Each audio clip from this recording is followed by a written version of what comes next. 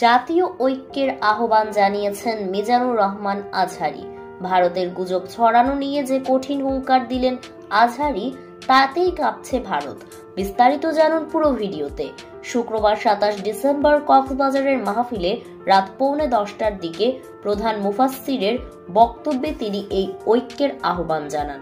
তিনি পবিত্র ধর্মগ্রন্থ আল কোরআনের বাণীর পাশাপাশি সাম্প্রতিক ঘটে যাওয়া বিভিন্ন সাম্প্রদায়িক ঘটনাকে কেন্দ্র করে বলেন, নতুন বাংলাদেশ একটি অসাম্প্রদায়িক রোল মডেলের নজর দেখিয়েছে। চট্টগ্রামে আইনজীবী আলিফ হত্যাকাণ্ডের পরেও মুসলিমরা ধৈর্যের পরিচয় দিয়েছে। মন্দিরে মাদ্রাসার ছাত্ররা পাহারা দিয়েছে। তা সত্ত্বেও প্রতিবেশী দেশ ভারত নানা গুজব, প্রোপাগান্ডা ছড়াচ্ছে, যা বন্ধুসুলভ আচরণ নয়, বরং তারা নিজেদের নিয়ে না ভেবে প্রভুত্ব আচরণ দেখাচ্ছে।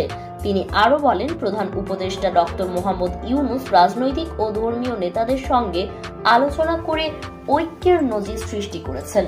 ঠিক তেমনি এই সময়ে জাতীয় পরাশক্তি যেন দুর্বল ভাবতে না পারে, সেজন্য দলমত নির্বিশেষে সবাইকে ঐক্যবদ্ধ হয়ে আগামী বিনির্মাণে কাজ করতে হবে।